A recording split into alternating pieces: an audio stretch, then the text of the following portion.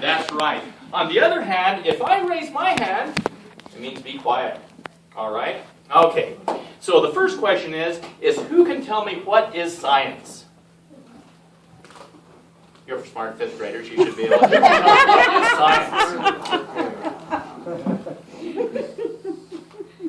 Young Timothy, can you tell me what science is? No, I can't. Yes. What is science? To explain how things work. To explain how things work. That's great. And we'll skip over a few of the few things. But yes, science is really the study of everything. And with science, you use what's called the scientific method. And you basically present questions and to figure out how things work. And then you do experiments to see if you're answering those things right. So we're going to do some of those experiments. So my first scientific question is, when I put my hand like this, am I putting my hand through anything? Yes. Yes. Yeah, okay. All right. I heard a few people kind of shaking their head first no, and then you said yes. So what am I putting my hand through?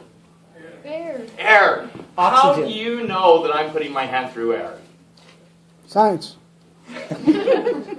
Okay, so how do you know that I'm putting my hand through air? Anyone? Air is everywhere. Air's everywhere. How do you know that air is everywhere? Because we're alive. How do you know that you need air to be alive? Oxygen. How do you know that? What simple experiment could we do to prove that air is real?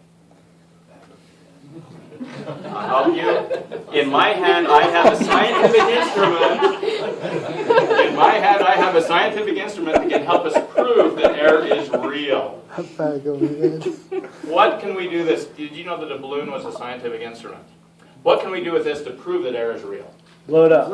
Yeah, if air wasn't real, it wouldn't blow up, would it? So who can blow a balloon up nice and big and tie it off for me? All right, there you go. So blow it up nice and big and tie it off. So now who can tell me what air is made out of? What is air made out of? Oxygen. Oxygen. Air is 21% oxygen. What else is in there? Nitrogen. Nitrogen. 78% nitrogen. What else? Argon. Carbon dioxide, exactly. That last 1% is mostly carbon dioxide, and somebody said argon, and what else? Any ideas? Water. Water. That's exactly right. And so this balloon is full of air, and you fifth graders, you've studied the phases of matter. What are the three phases of matter? I'll give you a clue. The first one? Solid. Yeah, solid. What are the other two phases of matter? Plasma. Liquid. Liquid and Plasma. gas. So is this balloon full of a solid? No. No. A liquid? No, it's a gas. Gas. But if you take a gas and you make it real cold, what will it become first? Generally. A liquid. That is right. And so most of air is nitrogen, and at regular temperatures it's a gas. But if you make nitrogen real cold, it becomes a liquid. And it just so happens that I have some liquid nitrogen right here. And you guys get to see it.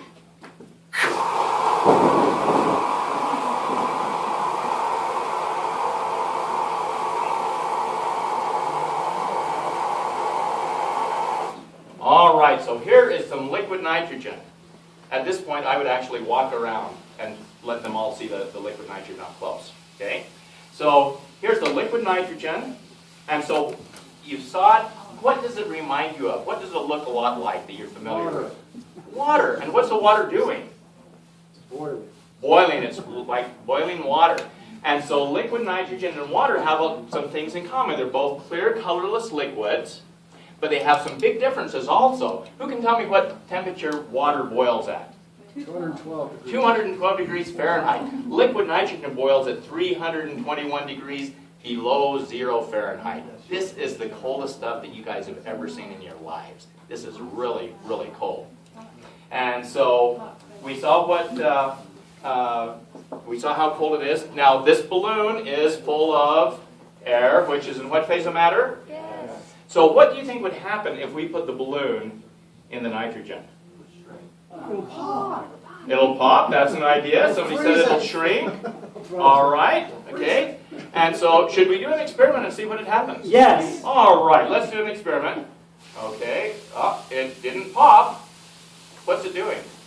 It is getting smaller. Is the air going out of it? No. Peter, are you sure you tied it off real good? I think so. Okay, he says he tied it off good, so the air must not be going out. So what is happening to the air? Why is it shrinking?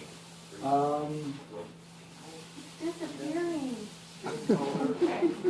The ideal gas law. Pressure and volume.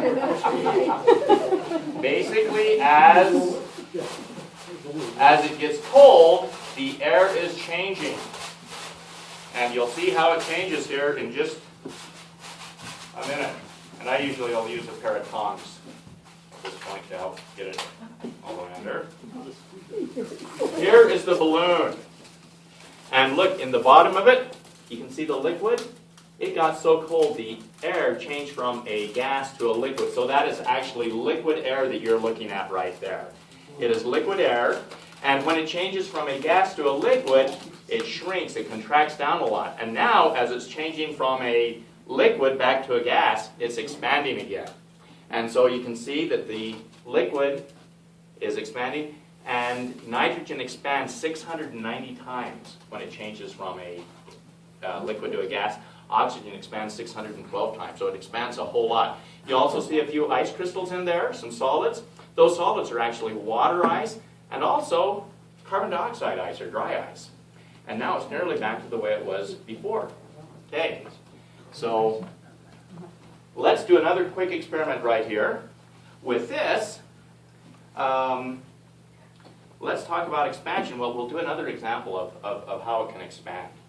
And so I'm going to take some of the nitrogen. We're going to put it in this little beaker here. And so to get it in there, we need to transfer it a couple of times. Look, you can see it boiling right now. That is really boiling vigorously, isn't it? Okay, so it boils at, remember, 321 degrees below 0 Fahrenheit or 196 degrees below 0 Celsius. Okay, and here we have it in here, boiling. And so let's take this balloon and put it over the top here.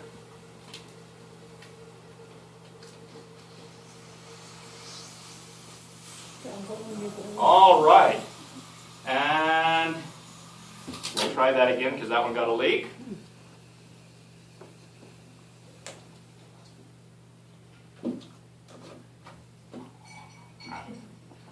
Maybe we'll do this one. I'll have extra balloons. All right, so here we have it.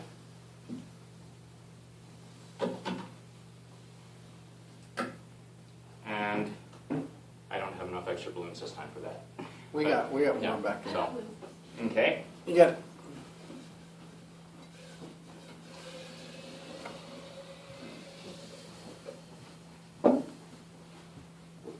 All right. So but we're going to see how it expands.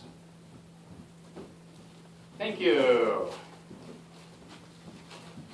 And just a tip, I generally like to use white balloons because you can see especially for the part where you're putting the balloon in it, because you can see the water in it, or the liquid in it very easily. What? Helium quality. Yeah. The other one's pop. No, I think you're right. Use Walmart balloons, not dollar store. I usually use dollar store, but that's. Well, Walmart balloons generally work very well. All right, there we go. All right, so we can see this balloon, and it'll expand. Okay, so another, going on to other things for just a minute. Who can tell me what these items here are? Gummy bears. Gummy bears. So question for you, are gummy bears really bears? No. Are gummy bears really gummy? Yes. Okay, so are gummy bears a liquid, a solid, or a gas? Solid. They're a solid, but are they very solid? They're not very solid, are they? They are what would be called a semi-solid. And so, with the gummy bear, since it's a semi-solid, what do you think would happen if you make gummy bears hotter? Would they get more solid or more liquidy? More liquidy. So for example, if you had some gummy bears and you had them in your pocket on a hot summer day and went outside and played for a while, what would happen? Your mom would get really mad. You are absolutely right. When your mom did the laundry, you'd be in big trouble. That is right. But yeah, they would get more liquidy. On the other hand, if you make them colder, what do you think will happen? Think they might get more solid? Should we do an experiment? Should we do an experiment and find out? All right, this part, everybody be real quiet for a minute. Be super quiet and listen.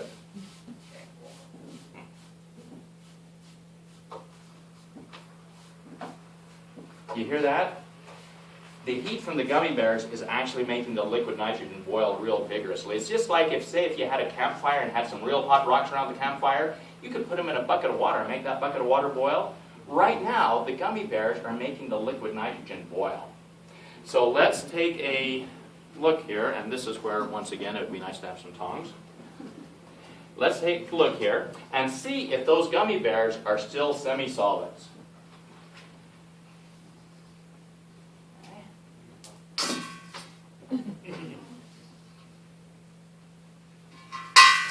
Is it still a semi-solid? No. It is not. All right, it's turned to a solid and a very brittle solid at that. Some solids are brittle, some aren't.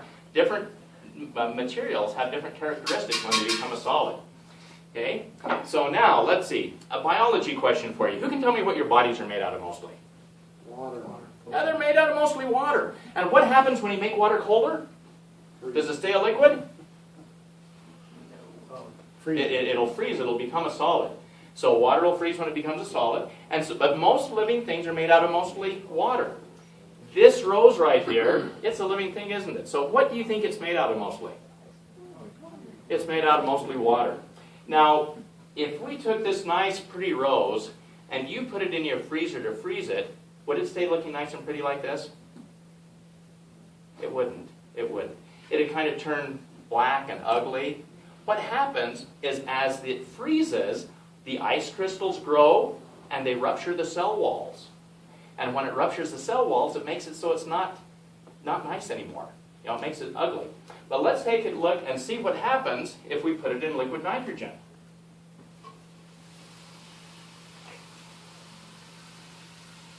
Okay. How does it look? Did it turn brown and ugly? No. It didn't. It didn't. But should we see, make sure it's frozen? Let's take a look here. Let's see if it's really frozen. I think it froze. All right. So yeah, it froze pretty good. But why didn't it turn black and ugly? Any ideas? It froze so fast that ice crystals didn't have time to grow. And because of that, it didn't rupture the cell walls. And so because of that, they're able to use liquid nitrogen to freeze human tissue and things to preserve it. They can freeze blood and other things, and when it thaws, it's still good, it's still usable. And so in medicine and other things, they use that a lot. That's called cryogenics. Okay. Now, who here has ever helped your mom or dad in the kitchen? All right, looks like we have some future chefs here. Now, if you have a real hot skillet on the stove, and you pour a little bit of water into that skillet, does the water just sit there, or what does the water do? Heats up. Yeah, it kind of dances all around, doesn't it? Yeah, that is an example of what is called the Leidenfrost effect. A few hundred years ago, a real smart scientist figured out that when a liquid hits a surface way above its boiling point, a layer of the liquid turns to gas. And so that water on the stove, the liquid isn't touching the skillet. It's actually riding on a layer of gas. Now, on the table that we have, normally we have a table. On the table that we have right here, is this table hotter or colder than the boiling point of nitrogen? Hotter. It's hotter. And so let's take a look here, and we'll pour a little bit of liquid nitrogen out on the table. Okay?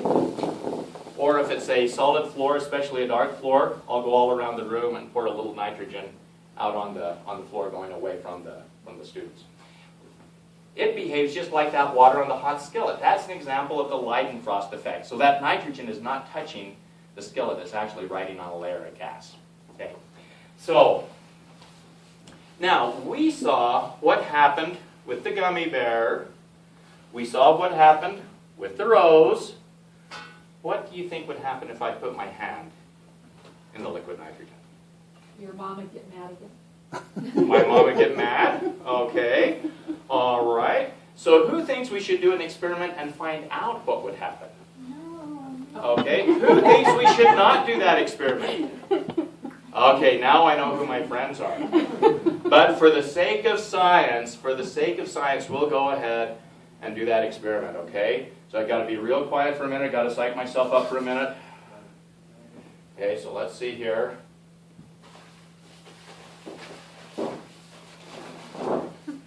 let's see here. 1, 2, 3, 4, oh, 5, they're still all here. They're still all here. And look, my hand's dry. So why is my hand still okay and why is it dry? That's exactly right, the Leidenfrost effect. Basically, is my hand hotter or colder than the boiling point of nitrogen? Hotter. It's hotter. And so when my hand goes in there, it creates a layer of gas, and in this case, that layer of gas insulates my hand against the 321 degree below zero liquid. And so it protects my hand. Yes? Can we all put our hands in there? You know, today, if some of your teachers would like to put their hands in it, we can do that with them. Okay? What about their heads? So I guess the real question is if you put your hand in long enough, what do you think would happen? It might end up more like the rose. So should we do an experiment to see how long you need to put your hand in? No. No? Do we have any volunteers for that experiment? You'll always get some. Okay, yeah, we would do that experiment, Ron, but there's one thing. Your mom and my insurance company wouldn't like it, so we better not do that experiment today. Okay. So, but yeah. Now, let's see. Let's do one more experiment here. Here we have the bottle of water, and what experiment could we do to see which is heavier, the liquid nitrogen or water? And we don't have a scale here, but what could we do with this bottle to see which is heavier? We could put some nitrogen in it and put some water in it. And if the water was on top, would that mean the water was heavier or lighter? Lighter. On the other hand, if the nitrogen's on top, the nitrogen would be lighter. So let's go ahead and do that experiment. So here we have a little bit of water here.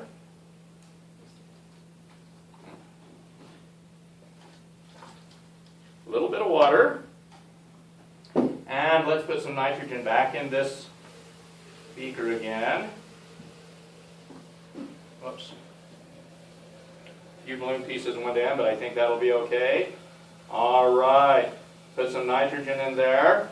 Okay, so which was heavier, the water or the nitrogen? The water's heavier, the nitrogen's lighter, the nitrogen on top. And we can see how the nitrogen is expanding real rapidly as it changes from a liquid to a gas. And so let's do one more thing here. We'll see what happens if we put this on it and then we invert it a little bit. Okay? All right. So at this point, normally I do more water and it's more, all the kids are going, ah! Anyway, that's when I put my hand up after a couple of minutes. And then I'll do it again. Okay, so we learned a few things from this experiment. One is that the water is heavier than nitrogen. Number two is that the nitrogen expands a lot as it changes from a liquid to a gas. And number three is that tonight you probably won't need to take a shower because you just had one. All right. So we've done those experiments. Let's do one final experiment. So once again, what happens when you have water and you make it a lot colder? What does it become? Ice. So what do you think would happen if we had a mixture of something like milk and cream and sugar and made it a lot colder? What do you think it would have become? Ice cream. Ice cream, that is right. All right. And so we are going to make an experiment and make some ice cream. Now back at Sub-Zero, for those of you who have been at Sub-Zero before, you know that we have more than 50 flavors, more than 30 different mix-ins. Today, I'm obviously not able to bring all of those, but I brought 3 flavors and 3 mix-ins. And so today we're going to make chocolate with M&Ms, and we're going to make cotton candy with gummy bears, and we're going to make vanilla with sprinkles. And so your teachers will take account and raise your hand, and we'll see who wants how many of which. Anyway, that is basically I abbreviated it down a bit to help us get back on schedule. but that's the basic. With the presentation, as far as educationally, the number one objective is to get the kids excited about science. Number two is teach them some basic, just some very basic principles. If I'm working with young kids, preschool, kindergarten, first grade, the number one thing is help them understand that air is real. Okay, and when they see it change to a liquid and in the balloon, they're able to see that, understand that a lot more. Question? I assume you have to do this all within whatever the one period of science that they have, or do they set? Normally what they'll do is they'll combine a few classes. Most of the time we do it in the gym or the cafeteria, something like that, where there is a hardwood floor. They're able to see it rolling across the floor and things like that. And most of the time we have about, depending on the number of students, 45 to 50 minutes, something like that for the full thing. Most of the time, the first about 30 minutes is a science presentation, and the last 15 minutes is making the ice cream. Maybe, Jerry, how Yeah. many different little experiments can you incorporate into the presentation? Is there only 6 or is there 10 or? There's some more that you can do, and I know that Cherry has a few more. Merck probably has a few more, but I think that these are some of the key ones. And these here really work, whether it is preschool or whether it is high school. These same little experiments work almost no matter what the age is. It's just a matter of how you're explaining them and how you're talking about them changes. Now I have a pretty good. I'm a communications major. Started off life as a newspaper reporter, not a scientist. I've always been fascinated with science. I mean, I love science. Like I said at the beginning, and it's true. The part of that NASA presentation that I still remember today is the part with the liquid nitrogen. I mean, that was the part that totally captivated me. And but anyway, if I'm doing high school, I'll if the smart kid in class asked about the ideal gas law, I'll Mr. Educator, go right ahead and explain that. And but on the other hand, most of the time, I'm able to answer the questions. If it's something that's a little bit nebulous, nowadays with the internet and everything, I mean, you can challenge the kids to find out the answer for that. Hey, that is a great question. And I'm not sure just exactly what the answer is, but I bet that you could find out what the answer is by finding out. And when you find out what the answer is, let your teacher and let me know what it is. Okay, things like that. And so, but like I say, I try to make it fun. And keep it moving along. Like I say, I rush through a lot of things right now, but that's the basics of it. Most of the time before it starts, when I'm introducing myself, I'll ask how many of you have been to Sub-Zero, and they get to raise their hand, and so we're plugging Sub-Zero. Generally, if the school is right there close to my store, I'll give them all have the teachers give them all a $1 off coupon. If the school is 25 miles away from my store, I'll give them all a free kids ice cream coupon. And so, 25 miles away, mom and dad aren't very motivated by a $1 off. But little Johnny, when he comes home, he says, "Look what I got! This is what we did at school today." I mean, it brings kids into the store. The kids love it. The teachers love it.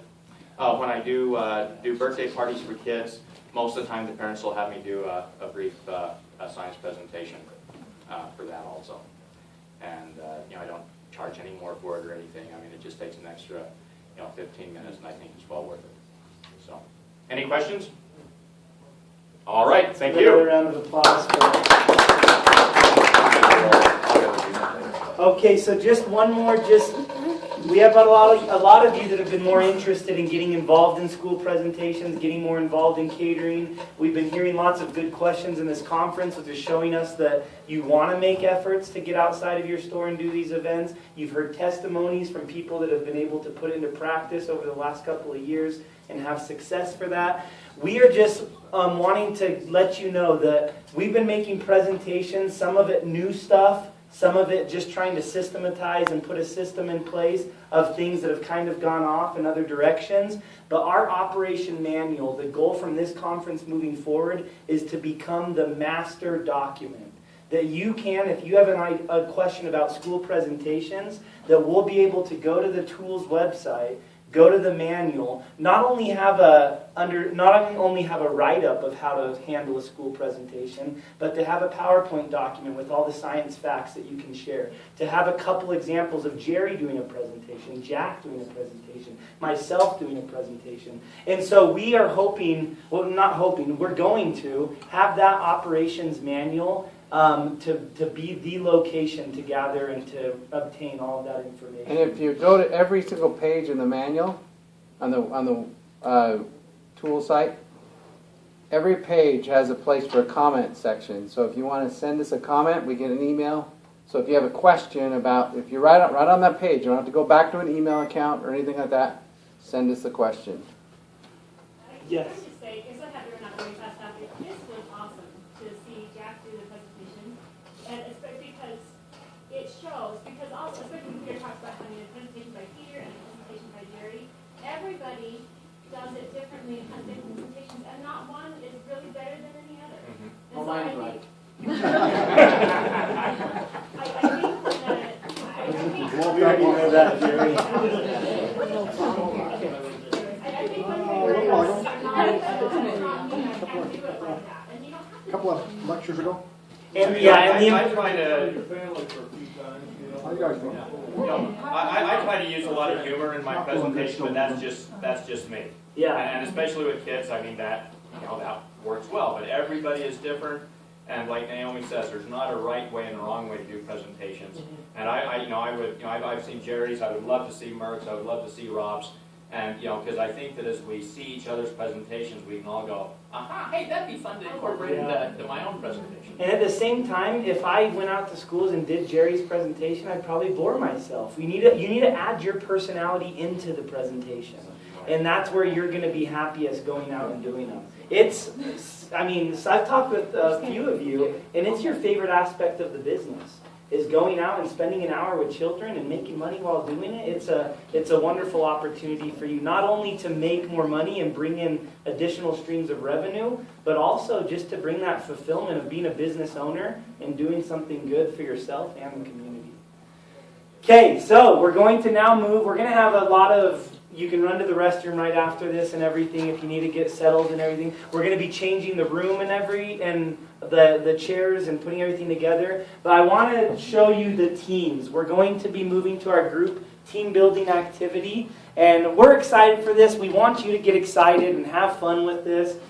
Just kind of put your professionalism outside because this is time for fun. And we're going to have this team building activity. So if you look up here, you'll be able to see which team you are a part of. So we'll keep this up. But just remember what team you're on. And we'll now take a break as we start getting set up for this activity.